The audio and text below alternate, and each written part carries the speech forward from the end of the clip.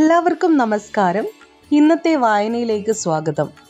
ഇന്നത്തെ വായനയിൽ വായിക്കാൻ പോകുന്നത് ബേപ്പൂർ സുൽത്താനായ വൈക്കം മുഹമ്മദ് ബഷീറിൻ്റെ ൻ്റുപ്പൂപ്പാക്കൊരാനേണ്ടാർന്ന് ഭാഗം 1.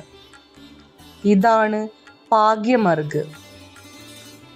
അനേകായിരം വർഷങ്ങൾക്ക് മുമ്പ് നടന്നതുപോലെയാണ്. എന്താണെന്ന് വെച്ചാൽ ചെറുപ്പകാലം വളരെ ദൂരത്താണല്ലോ. അവിടെ മുതൽ പലതും സംഭവിച്ചു. അതൊക്കെ ഒരു തമാശ മട്ടിലെ കുഞ്ഞുപാത്തുമ്മയ്ക്ക് ഓർമ്മിക്കാൻ കഴിയൂ.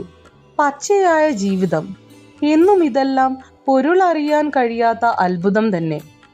ഒന്നും ആരുടെയും പിടിയിലല്ലല്ലോ. എന്തു ചെയ്യും? വിങ്ങിക്കരയാൻ തോന്നും, ഹൃദയം തുറന്ന് പൊട്ടിച്ചിരിക്കാനും. ചിരിയാണല്ലോ കരച്ചിലിനേക്കാൾ അധികം നല്ലത്. ഓർത്തോർത്ത് മന്ദഹസിക്കാം. ആരെയും കുഞ്ഞുപാത്തുമ്മ വേദനിപ്പിച്ചിട്ടില്ല. ഒരു എറുമ്പിനെ പോലും ദ്രോഹിച്ചിട്ടില്ലെന്ന് പറയാം. റബ്ബുൽ ആലമീനായ തമ്പുരാന്റെ സൃഷ്ടികളിൽ ഒന്നിനെയും അവൾ വെറുത്തിട്ടില്ല. ചെറുപ്പം മുതൽക്കേ എല്ലാ ജീവജാലങ്ങളോടും ഇഷ്ടമായിരുന്നു. ആദ്യമായി അവൾ സ്നേഹിച്ചു തുടങ്ങിയത് ഒരു ആനയെയാണ്. ഒരിക്കലും അതിനെ അവൾ കണ്ടിട്ടില്ല, എന്നാലും സ്നേഹിച്ചു. അതിനെപ്പറ്റി അവൾ കേൾക്കുന്നത് ഇപ്രകാരമാണ്.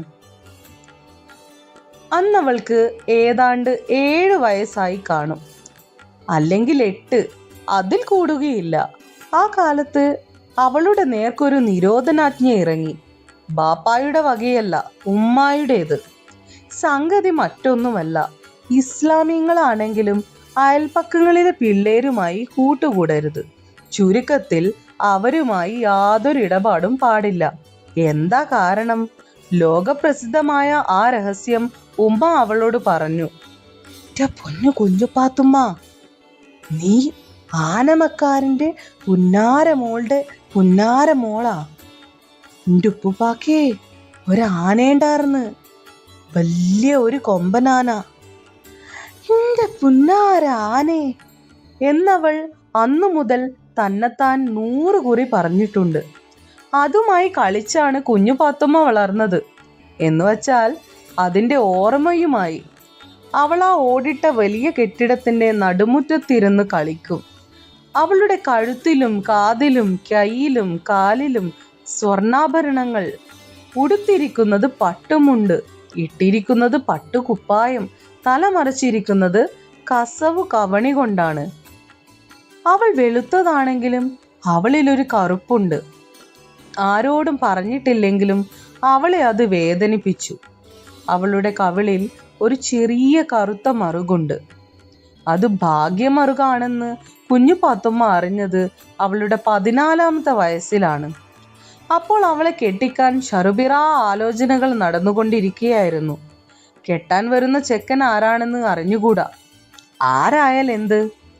അപ്പം ഞാൻ ബെറ്റ തിന്നും, കുഞ്ഞുപാത്തുമ്മ മനസ്സിൽ ഉറച്ചു. കെട്ടിക്കാത്ത മുസ്ലിം വനിത വെച്ചില മുറുക്കുന്നത് ശരിയല്ല. അള്ളാഹുവും അള്ളാഹുവിൻ്റെ പ്രവാചകനായ മുഹമ്മദ് നബിയും അത് സംബന്ധമായി വല്ലതും പറഞ്ഞിട്ടുണ്ടോ എന്ന് കുഞ്ഞുപാത്തുമ്മയ്ക്ക് അറിഞ്ഞുകൂടാ. എന്നാലും നാട്ടുനടപ്പ് അനുസരിച്ച് പാടില്ല. അന്യപുരുഷന്മാരുടെ മുമ്പിലും മുസ്ലിം സ്ത്രീകൾ പോയിക്കൂടാ. നന്നേ ചെറുപ്പമായിരുന്ന കാലത്ത് കുഞ്ഞുപാത്തുമ്മ പോയിട്ടുണ്ട്. അത് പോയതല്ല, അന്യപുരുഷന്മാരെ കണ്ടിട്ടുണ്ടെന്ന് മാത്രം. ആരെ പറ്റിയും അവൾക്കങ്ങനെ ഓർമ്മ ഒന്നുമില്ല. ഉണ്ടെങ്കിൽ തന്നെ അത് സ്ത്രീകളെ പറ്റി മാത്രമാണ്. അവരൊക്കെ കാഫിറുകളാർന്ന് എന്ന് മാത്രമേ കുഞ്ഞുപാത്തുമ്മയ്ക്ക് അവരെ പറ്റി പറയാനുള്ളൂ. ലോകത്തിൽ 2 വർഗമേയുള്ളൂ, ഇസ്ലാമും കാഫിറും. പെണ്ണായാലും ആണായാലും മരിച്ചു കഴിഞ്ഞാൽ കാഫിറെല്ലാം നരകത്തിൽ പോകും. അവരെല്ലാം തെറ്റിയ കൂട്ടരാണ്. ഇസ്ലാം അവരെ അനുകരിച്ചാൽ നരകപാപികളായി തീരും. കുഞ്ഞുപാത്തുമ്മ കണ്ട കാഫിറുകൾ പള്ളിക്കൂടം മിസ്ട്രസ്മാരായിരുന്നു. ബാപ്പ അവളെ ചമയിപ്പിച്ച് നദിയിൽ കുളിപ്പിക്കാൻ കൊണ്ടുപോകുമ്പോഴാണ് അവരെ കണ്ടിട്ടുള്ളത്. പട്ടണങ്ങളിൽ നിന്ന് വന്ന് കുളിച്ചു താമസിക്കുന്ന പണക്കാരുടെ മക്കളെയും കുഞ്ഞുപാത്തുമ്മ കണ്ടിട്ടുണ്ട്. അവർക്കാർക്കും തന്നെ കുഞ്ഞുപാത്തുമ്മയ്ക്കുള്ളിടത്തോളം പൊൻപണ്ടങ്ങളില്ല. പലരും അവളെ അസൂയയോടെ നോക്കുന്നത് കണ്ടിട്ടുണ്ട്. അവളെ ചൂണ്ടിക്കാണിച്ച് ആ പെങ്കൊച്ചേതാ എന്ന് ചോദിക്കുന്നതും കേട്ടിട്ടുണ്ട്. അപ്പോഴൊക്കെ ഭയഭക്തി ബഹുമാനത്തോടെ ആരെങ്കിലും പറയും, വട്ടനടിമക്കാക്കാടെ മോള് കുഞ്ഞുപാത്തുമ്മ, ആനമക്കാരന്റെ മോള് നമ്മുടെ കുഞ്ഞുത്താച്ചുമ്മാത്താടെ മോളാണല്ലോ എന്നും ചിലർ പറയും. നീ ഒന്ന് ചിരിക്കൂ കുഞ്ഞുപാത്തുമ്മ എന്നു പറഞ്ഞാണ് പള്ളിക്കൂടം മിസ്ട്രസ്സുമാരായ കാഫ്രിച്ചികൾ അവളുടെ ചുറ്റും കൂടുന്നത്. അവരെ കുഞ്ഞുപാത്തുമ്മയ്ക്ക് ഇഷ്ടമാണ്. കാഫ്രിച്ചികളാണെങ്കിലും അവർക്ക് നല്ല മണമുണ്ട്. അവരെല്ലാം സാരിക്കാരികളാണ്. അവർക്കെല്ലാം ബ്ലൗസ് എന്ന കുപ്പായമുണ്ട്. അതിന്റെ അടിയിൽ ബോഡീസ് എന്ന നനുത്ത പറ്റുകുപ്പായവും. പിന്നെ അവർ തലയിൽ പൂവും ചൂടിയിട്ടുണ്ട്. ചിലർ കുഞ്ഞുപാത്തുമ്മയുടെ മുടിയിൽ പൂക്കൾ തിരുകി കൊടുക്കും. അവരിൽ ചിലർ അവളുടെ കവിളിലെ കറുത്ത മറുക് നുള്ളിയെടുത്തതായി ഭാവിക്കും. അതിലൊന്നുമല്ല അവൾക്കു രസം തോന്നിയത്. അവരുടേതുമാതിരി സാരിയും ബ്ലൗസും അതിനടിയിലെ ആ നനുത്ത പറ്റുകുപ്പായവും അവൾക്കും വേണം. ബാപ്പായോട് അവൾ അത് പറയുകയും ചെയ്തു. അപ്പോൾ ആ മിസ്ട്രസ്മാർ ചിരിച്ചു. അതിലൊരുത്തി പറഞ്ഞു, കുഞ്ഞുപാത്തുമ്മ വലുതാവട്ടെ. വലുതാവണം. അങ്ങനെ അവൾക്കൊരാഗ്രഹം ജനിച്ചു, വലുതാവണം. എപ്പോഴാ ഉമ്മ ഞാൻ വലുതാകാൻ പോണത്? അങ്ങനെ അവൾ ഉമ്മായോട് ചോദിച്ചു. ഉമ്മ സംഗതി ചോദിച്ചപ്പോൾ അവൾ ഉള്ള സത്യം അങ്ങ് തുറന്നു പറഞ്ഞുപോയി. ഉമ്മ അപ്പോൾ അവളെ പേടിപ്പെടുത്തി.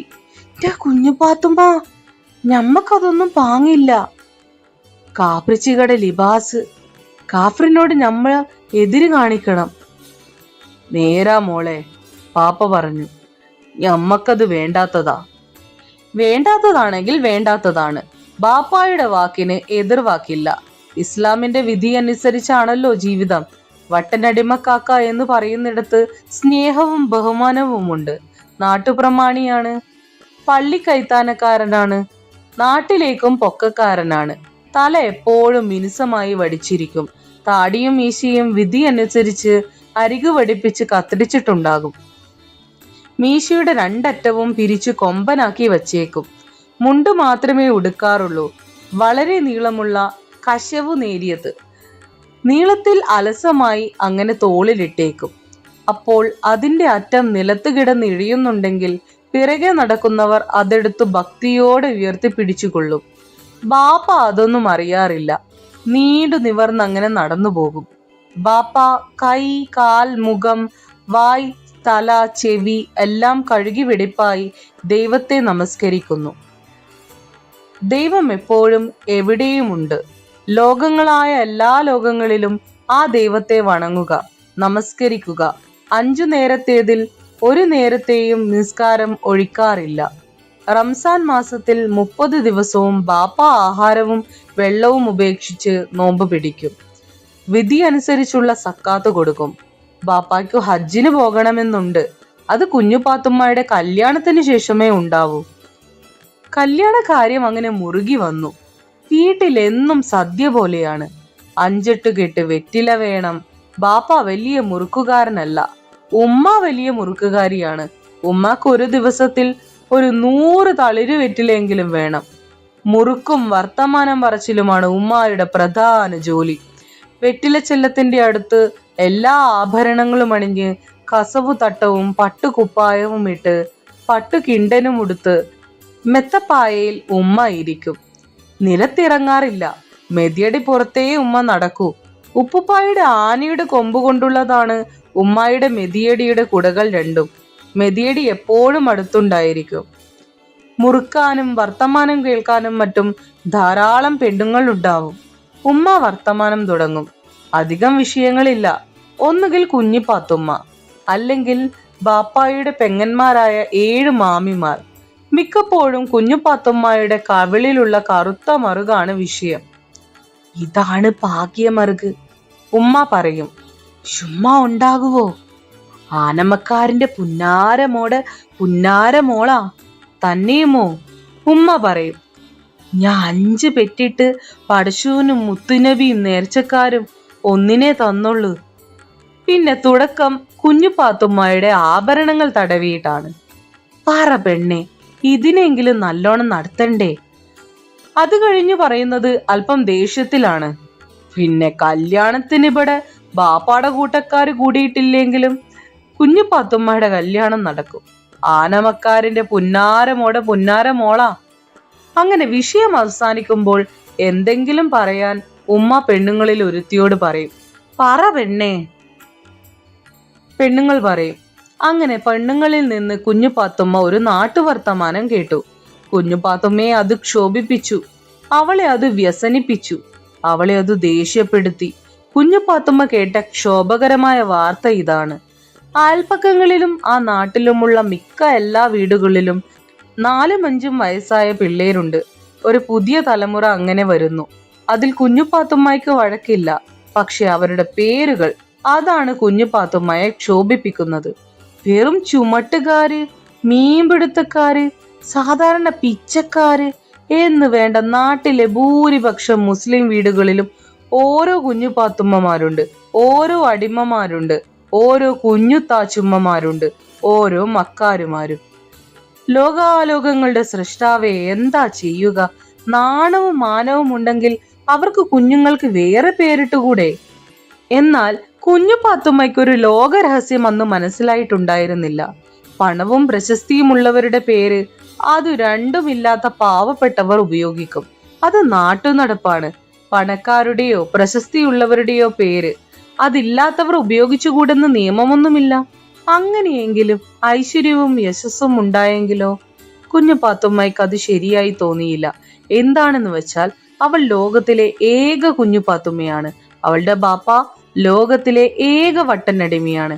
അവളുടെ ഉമ്മ ലോകത്തിലെ ഏക കുഞ്ഞു താച്ചുമ്മയാണ്. അവളുടെ ഉപ്പുപ്പ ലോകത്തിലെ ഏക ആനമക്കാരാണ്. സംഗതി ഈ വിധം ഇരിക്കെ കുഞ്ഞു പാത്തുമ്മ ഇതൊന്നും അങ്ങ് ക്ഷമിക്കാൻ പോകുന്നില്ല. അവൾ വിവരം മറ്റുള്ള പെണ്ണുങ്ങൾ കേൾക്കെ ഉമ്മായോട് പറഞ്ഞു. എന്തു തന്നെയുമല്ല, ദേഷ്യത്തോടെ സങ്കടത്തോടെ ചോദിക്കുകയും ചെയ്തു, നമ്മുടെ പേരെന്തിനാ അവരൊക്കെ എടുക്കണത്? ഉമ്മ ചിരിച്ചു. മറ്റുള്ള പെണ്ണുങ്ങൾക്ക് എന്താണ് തോന്നിയതെന്ന് കുഞ്ഞു പാത്തുമ്മയ്ക്ക് അറിഞ്ഞുകൂടാ. ഉമ്മ പറഞ്ഞു, കെട്ടിക്കാൻ പോണ പെണ്ണ, ചോദിക്കണേ കേട്ടോ. എന്നിട്ട് ഉമ്മ നോക്ക് എന്നും പറഞ്ഞ് അവളുടെ കവിളിലെ കറുത്ത മറുകു തൊട്ടു. അപ്പോൾ അവൾക്ക് മനസ്സിലായി, 4-5 വയസ്സായ നുണങ്ങ പീക്കരി കുഞ്ഞു പാത്തുമ്മമാർക്ക് ഒന്നിനെങ്കിലും കവിളിൽ കറുത്ത മറുകുള്ളതായി കേട്ടിട്ടില്ല. ഉമ്മ മറ്റു പെണ്ണുങ്ങളോട് ചോദിക്കുകയും അവർ ഇല്ലെന്ന് പറയുകയും ചെയ്തു. എന്താ കറുത്ത മറുകില്ലാത്തത്? ഉമ്മ ചോദിച്ചു. അയിന്റെ നിറം എന്താ? കറുത്ത മറുകിന്റെ നിറം കറുപ്പാണല്ലോ, കുഞ്ഞു പാത്തുമ്മ പറഞ്ഞു. കറുത്തത്? ഉമ്മ ചോദിച്ചു. നിന്റെ ഉപ്പാപ്പന്റെ ആനേന്റെ നിറം എന്തായിരുന്നു? കുഞ്ഞു പാത്തുമ്മ കണ്ടിട്ടില്ലെങ്കിലും ഓർത്തു നോക്കി. സാധാരണ ആനയുടെ നിറം കറുപ്പാണ്, അവൾ പറഞ്ഞു. കറുത്തത്? ഉമ്മ ചോദിച്ചു. നിന്റെ നിറം എന്താ? കുഞ്ഞു പാത്തുമ്മ നല്ലവണ്ണം വെളുത്തതാണല്ലോ, അവൾ പറഞ്ഞു. വെളുത്തത്? ഉമ്മ ചോദിച്ചു. വെളുത്ത നിന്റെ കവിളുമ്മല് കറുത്ത മറുകുണ്ടായാൽ എന്താ? കുഞ്ഞു പാത്തുമ്മയ്ക്ക് സംഗതിയുടെ ഗൗരവം മനസ്സിലായി. പഴയ പ്രതാപം, ഐശ്വര്യം, ചരിത്രത്തിന്റെ തിളക്കം, സർവരഹസ്യങ്ങളും ദാ വ്യക്തമായി തുറന്നു കിടക്കുന്നു. അവൾക്ക് സന്തോഷവും അഭിമാനവും തോന്നി. കിരീടവും ചെങ്കോലും സിംഹാസനവും മഹാസാമ്രാജ്യങ്ങളും ഉണ്ടായിരുന്നു എന്ന മട്ടിലാണ് അവൾ പറഞ്ഞു. ഉപ്പാക്കൊരാനയുണ്ടാർന്ന്. ഉമ്മ മെതിയടി തൊട്ടുകൊണ്ട് പറഞ്ഞു. വലിയ ഒരു കൊമ്പനാന.